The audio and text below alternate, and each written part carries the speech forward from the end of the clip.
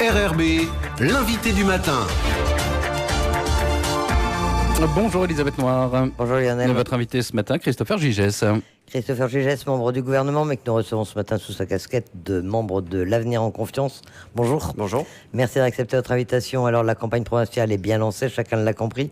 Vendredi, vous présentiez avec votre liste des mesures pour améliorer le pouvoir d'achat des Calédoniens. C'est un peu démagogique, non ? Non, c'est une vraie réalité. La crise de pouvoir d'achat des Calédoniens est une réalité en Nouvelle-Calédonie.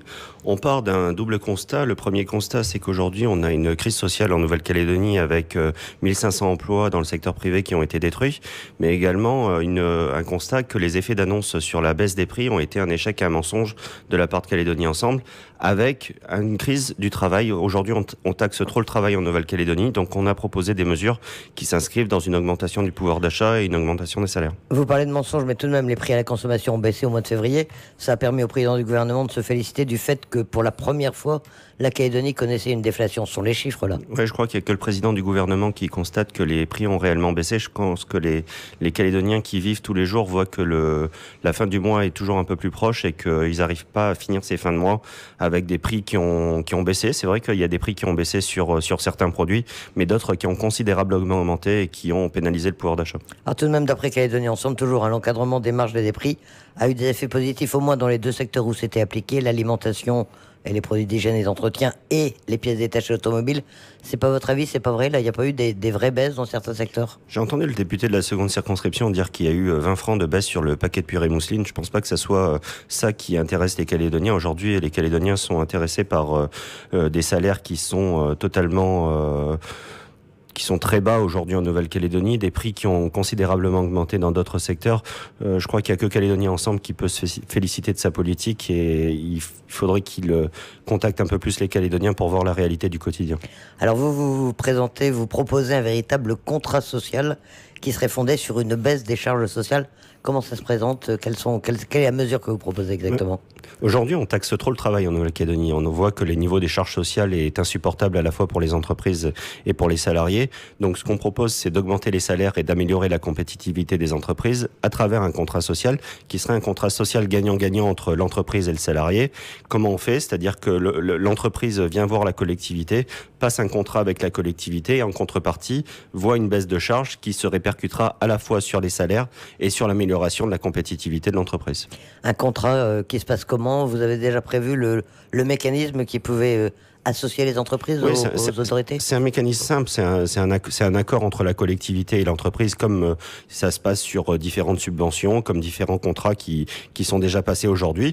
En contrepartie d'une hausse des salaires pour les salariés de l'entreprise bénéficiera d'une baisse de charges sociales. Et comment ça se finance? Surtout quand on connaît l'état de la situation financière de la Nouvelle-Calédonie, c'est quand même un point essentiel. Oui, vous avez tout à fait raison. C'est-à-dire qu'on ne peut pas aujourd'hui annoncer, comme Philippe Dunoyer, des mesures pas financées et qui mettent en danger les régimes sociaux de la Nouvelle-Calédonie. On a vu le communiqué de la CAFAT qui a dénoncé l'irresponsabilité du député de la première circonscription sur ces mesures. Nous, ce qu'on propose, c'est à la fois un plan de maîtrise des dépenses publiques et une baisse des dépenses publiques qui seront réinjectées dans le pouvoir d'achat et la compétitivité des entreprises. Mais il y a quelque chose d'extrêmement important, c'est que normalement la TGC devait rapporter l'équivalent des taxes qui ont été supprimées, qui ont été remplacées. Et c'est pas le cas. C'est pas le cas. Aujourd'hui, la TGC... On parlait de 52 milliards qui devait être... Oui, aujourd'hui, la TGC rapporte entre 3 et 4 milliards de plus que ce qui était prévu. Nous, ce que nous proposons, c'est que ce qui a été pris dans la poche des Calédoniens, on le rende aux Calédoniens sur la forme d'augmentation de salaire et d'augmentation de pouvoir d'achat. C'est une part de TGC sociale, sauf qu'on n'a pas d'augmentation de la pression fiscale supplémentaire.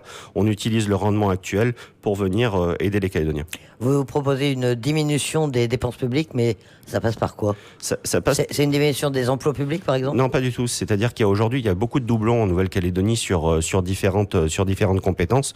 Il y a un travail à faire avec les différents partenaires sociaux. Je crois que aujourd'hui, tous les partenaires sociaux demandent qu'il y ait une meilleure utilisation des deniers publics. Les deniers publics sont parfois mal utilisés et quand on les rationalise, on est en capacité de faire des économies et ces économies-là, on souhaite les mettre en augmentation de salaire pour toutes les catégories sociales de la population, mais et notamment les bas salaires où on voit qu'on a des inégalités de revenus en Nouvelle-Calédonie qui sont qui sont insupportables et une situation économique qui est extrêmement compliquée.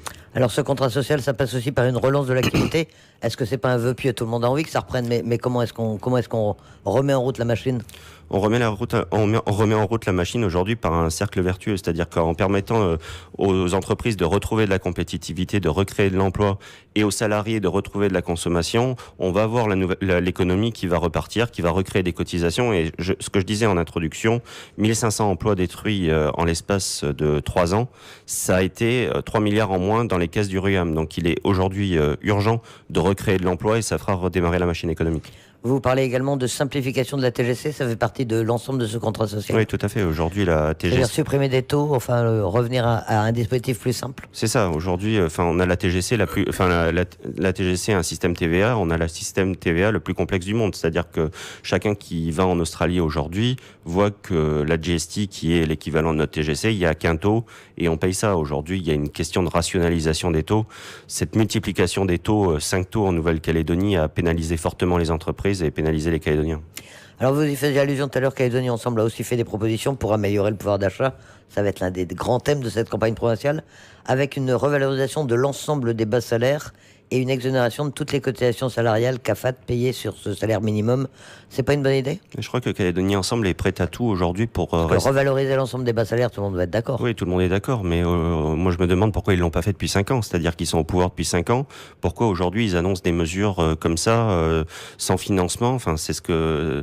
Je suis membre du gouvernement en charge de la protection sociale. Je félicite le communiqué du président de la CAFAT qui dit que la mesure de Philippe Dunoyer vient mettre en danger le système de retraite calédonien. Aujourd'hui, on peut pas avoir des mesures démagogiques et être prêt à tout pour rester au pouvoir. Je pense que ils ont eu 5 ans pour faire leurs preuves. Aujourd'hui, il est temps de changer. À l'inverse, est-ce que pour vous, on peut pas vous reprocher que l'essentiel, ce soit les entreprises plutôt que les consommateurs et les salariés? Non, pas du tout, parce qu'on souhaite justement avoir une action pour les salaires des Calédoniens. Vous savez, j'étais d'accord avec une seule chose avec Philippe Dunoyer, qui est passé sur un média concurrent, média ami, dimanche dernier. Il disait que l'écart de revenus entre les bas salaires et les hauts salaires en Nouvelle-Calédonie était le double de celui de la métropole. C'est une réalité. Il a également indiqué, porte-parole de Calédonie Ensemble, que on était arrivé en Nouvelle-Calédonie à la situation de l'Angola. Par le porte-parole de Calédonie Ensemble, si finalement le bilan de Calédonie Ensemble après 5 ans de pouvoir, c'est d'avoir mis la Nouvelle-Calédonie dans la situation de l'Angola, je comprends qu'ils défendent pas trop leur bilan. Alors, la campagne provinciale est manifestement lancée. Vous allez vous échanger comme ça des communiqués pendant 2 mois et ça va être une lutte frontale entre vos deux listes? Non, pas du tout. C'est-à-dire qu'une campagne provinciale, c'est pour échanger des idées. On partage pas la vision de la société de Calédonie Ensemble. Calédonie Ensemble a mis en faillite aujourd'hui la Nouvelle-Calédonie avec 90% de taux d'endettement, des entreprises qui ferment et 1500 emplois qui sont détruits, plus une pression fiscale qui s'est accentuée pour les Calédoniens. Une élection provinciale, c'est pour échanger des idées, pour porter des projets. Et ce projet de contrat social qu'on souhaite porter pour les Calédoniens et pour les entreprises, c'est une proposition qu'on met sur la table et c'est le moment du débat.